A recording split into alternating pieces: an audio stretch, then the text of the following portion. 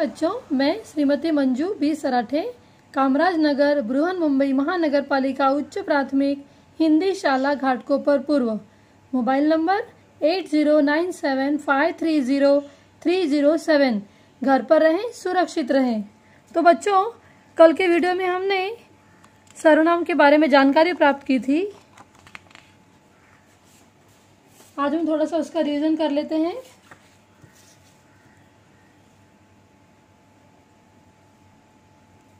तो सर्वनाम, इसकी परिभाषा कल हमने देखी थी।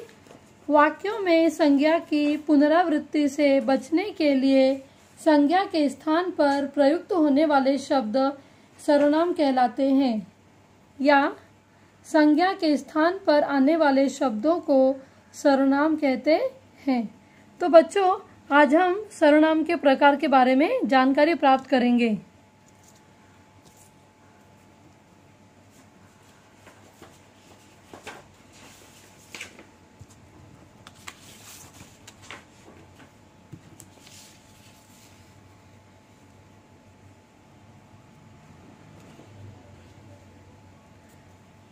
तो बच्चों, सर्वनाम के प्रकार कुल मिलाकर सर्वनाम के 6 प्रकार हैं। सबसे पहला है पुरुषवाचक सर्वनाम, दूसरा है निश्चयवाचक सर्वनाम, तीसरा है अनिश्चयवाचक सर्वनाम, चौथा है संबंधवाचक सर्वनाम, पांचवा है प्रश्नवाचक सर्वनाम और छठा है निजवाचक सर्वनाम।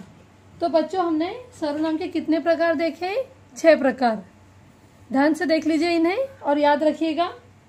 अभी हम देखते हैं कुछ सर्वनाम के उदाहरण। सबसे पहले हम आज देखेंगे पुरुषवाचक सर्वनाम।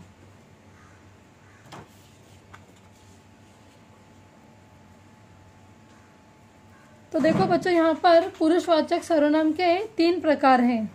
पहला प्रकार है उत्तम पुरुषवाचक सर्वनाम, दूसरा है मध्यम पुरुषवाचक सर्वनाम और तीसरा है अन्य पुरुषवाचक सर्वनाम। तो आज हम पुरुषवाचक के कुछ उदाहरणों के बारे में जानकारी प्राप्त करेंगे।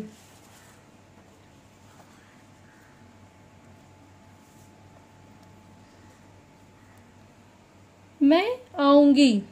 बच्चों, यहाँ पर मैं अपने लिए उपयोग में लाया गया है, यानी बोलने वाला स्वयं अपने बारे में बोल रहा है। हमें सत्य का मार्ग अपनाना चाहिए। अब यहाँ पर हमें बोलने वाला किसी दूसरे से कह रहा है, यानी यहाँ सुनने वाला भी उपस्थित है। तू बैठ, मैं आई।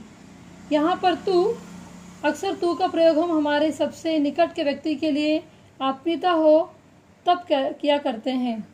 तुम कल क्यों नहीं आए?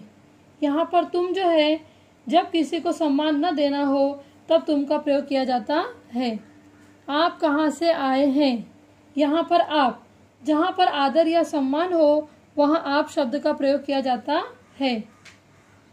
तुम लोग वापस चले जाओ। यहाँ पर तुम लोग, बहुवचन के लिए तुम लोग का प्रयोग किया गया है। जहाँ पर ज्यादा लोग होते हैं वहाँ पर हम तुम लोग ऐसा कहते हैं। यह कब से खड़ा है? यह समीप के वस्तुओं तथा व्यक्तियों के लिए हम यह का प्रयोग करते हैं।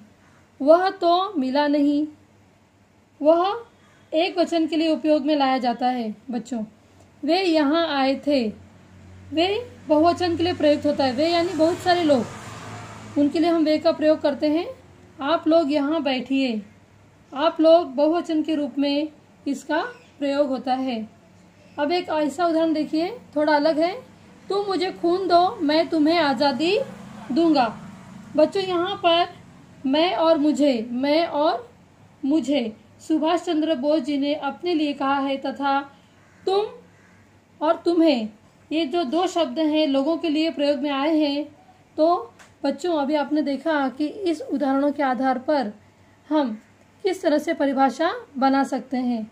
यहाँ पर बोलने वाला और सुनने वाला तथा जिसके विषय में बात कही जा रही है उसका हमें बोध होता है। तो चलिए इस आधार पर हम परिभाषा बनाते हैं।